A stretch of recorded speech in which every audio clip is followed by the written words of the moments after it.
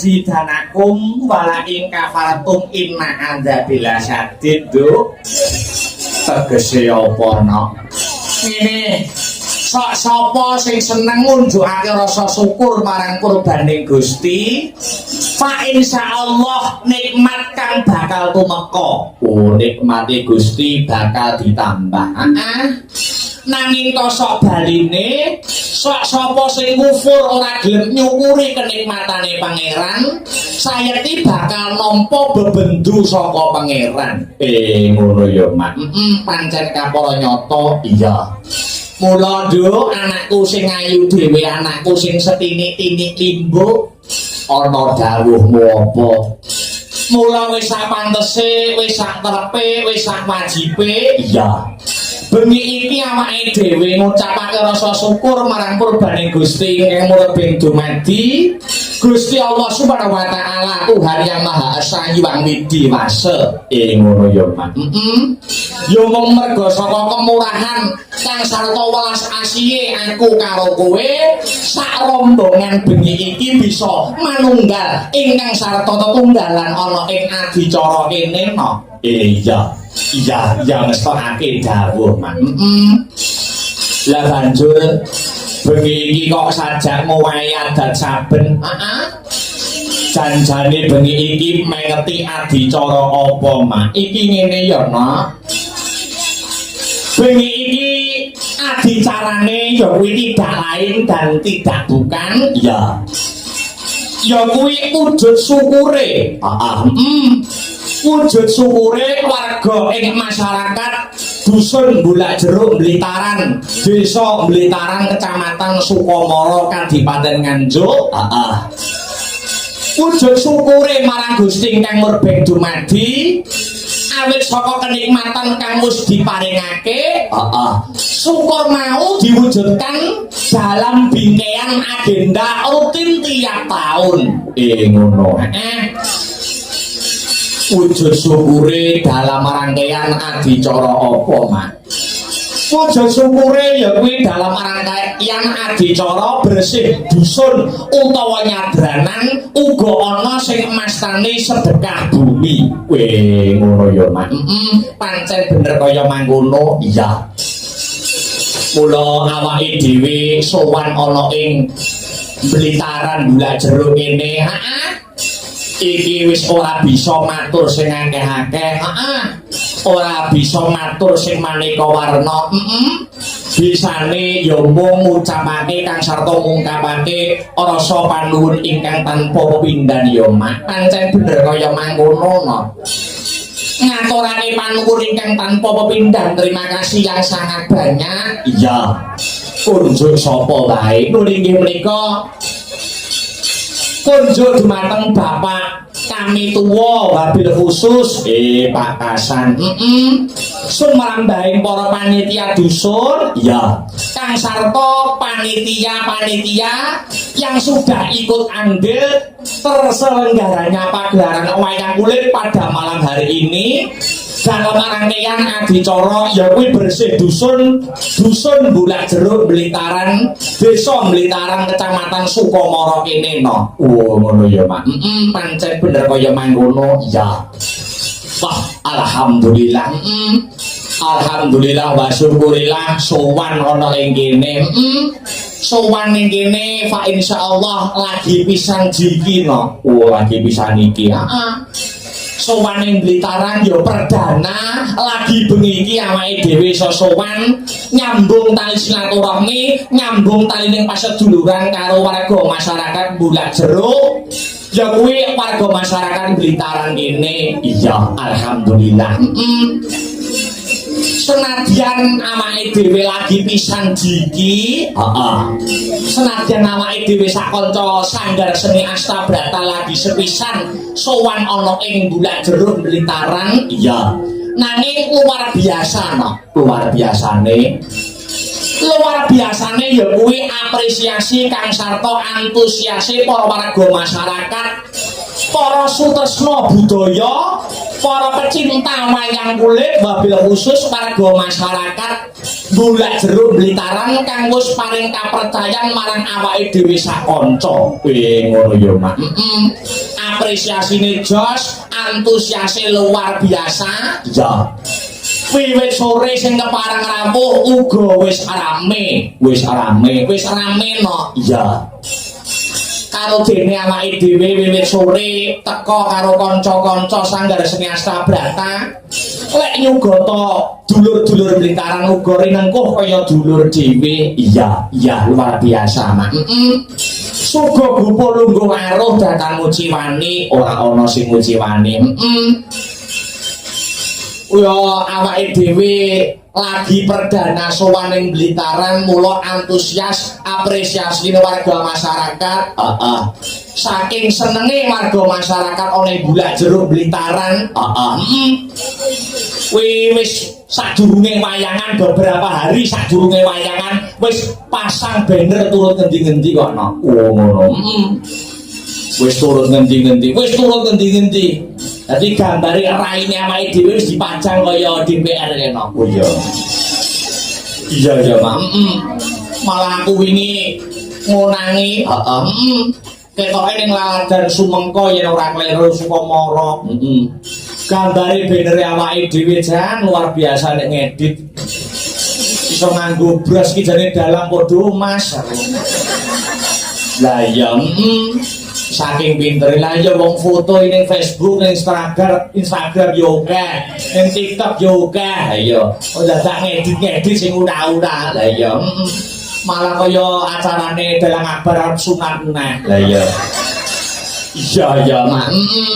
Ning ora apa-apa wong ya saka senenge nak, saka senenge mula nganti direka-rekane dibudi-budidayake kaya mangkono. Iya Mak ya.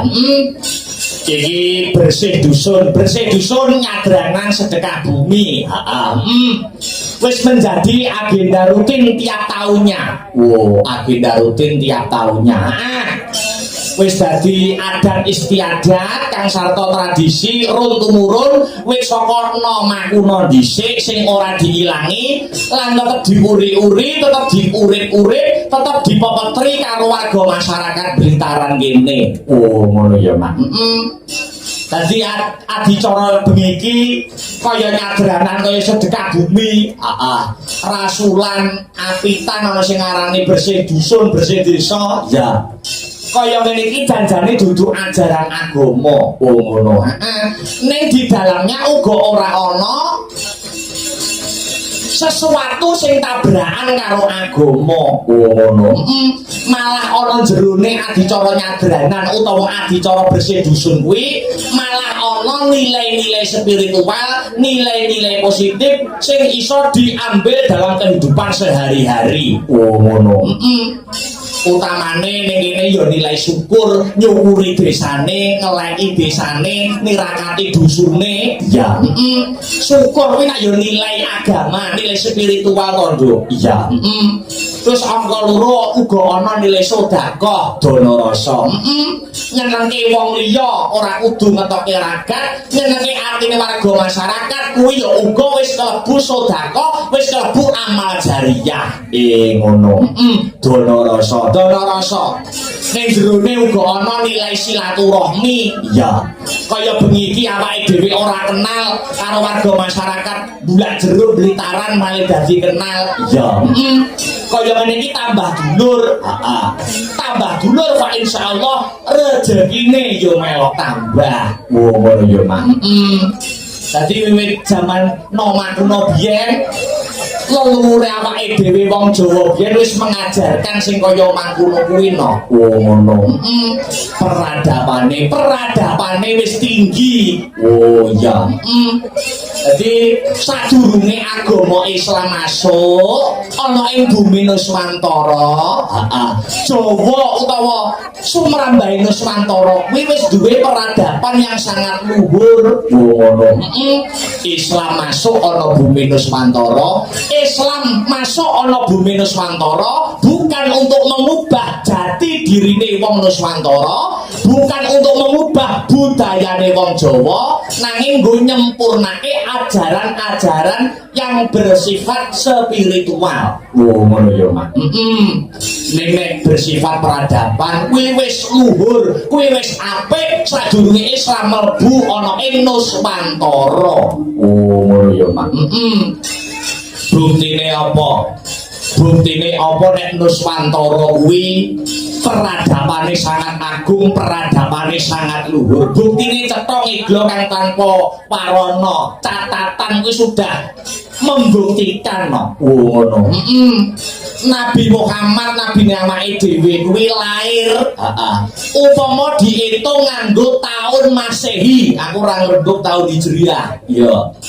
Nabi Muhammad kuwi nek lahir ning taun Masehi kuwi lahire taun 500 Masehi. 500 Masehi. Upama diitung nganggo hitungan Masehi. Iya. Kamangka taun Masehi taun 400 Masehi kuwi ning Nuswantara wis ana kraton jenenge Kutai Kartanegara. Ngono ya, Mak. Kuwi dadi sadurunge Nabi Muhammad lahir kuwi Kutai Kartanegara. Nuswantara ki peradabane wis luhur. Iya ya, Mak. Iya ngestokake dawuh. Mula dadi aja kenggu, aja berbangga dengan budaya orang lain yang dadiyo tetep dadiyo wong Jawa. Ngono, Mak. Ana tetembungan Arab digarap, barat di rumah, Jawa tetep digawa. Iya, Mak, iya ngestokake dawuhmu. Aku ora mandek-mandek, anggonku ndedonga. Ya.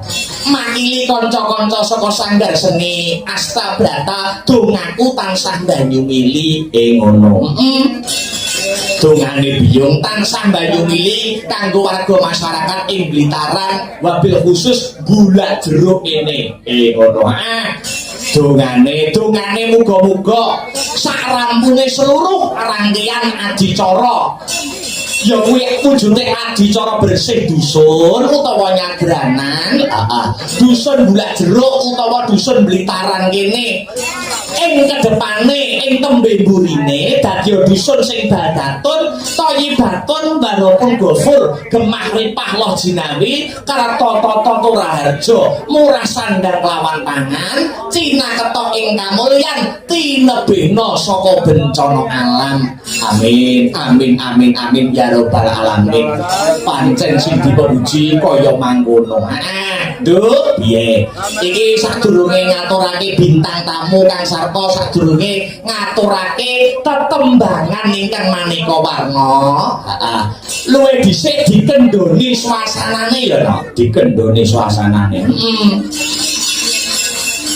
Iki kan kinarya mukadimah utawa salam pambuka ana pamundutan lumantar penggemare awake dhewe, yen ora kleru saka FMA fan militan Astabrata sing selalu setia mendukung lan dadi penggemare mengikuti awake dhewe sak kanca sanggar seni Astabrata kapan wae lan ning ngendi wae. Ngono yo, Mak.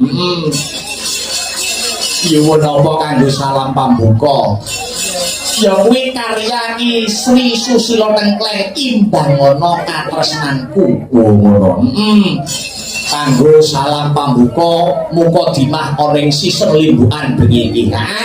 Ning luwih dhisik dibawani ya, Mak. Ngono, Mak. Sing bawani karben sing nyarirani Mas Heru Linanta. Oh iya. Alon-alon maton kelakon, gremet-gremet matone slamet, sareh-sareh patone pikoleh. Oh iya, Mak, iya mestake dawuh. Kalau Mas, dipun pinangkani lon-lonan, Mas. Mangga. Jagat demope tara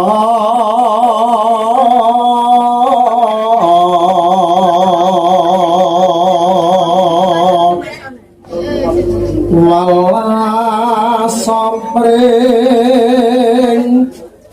dasih kanandang kingken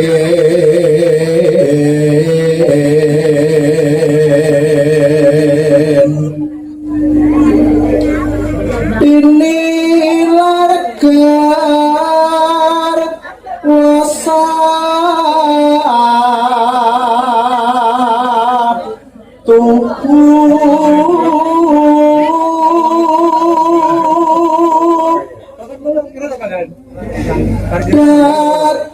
datikan ilan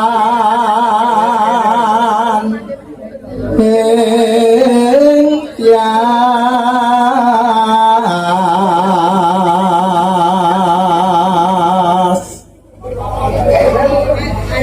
ulun datang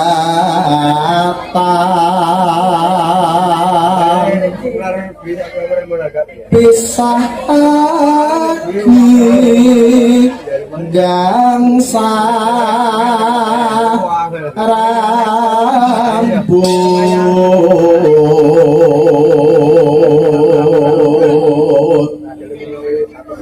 kalamun datan pinangyo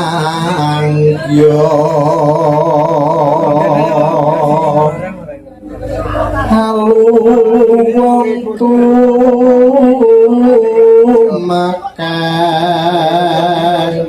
lale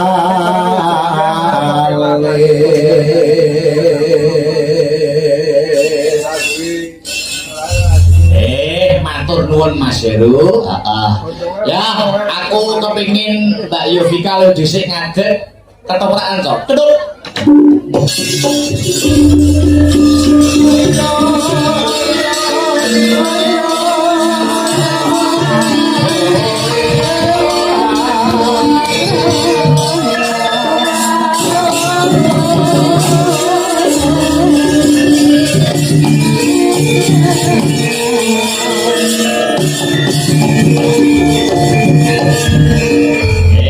Luar biasa. Wilujeng dalu, selamat malam Mbak Yovika.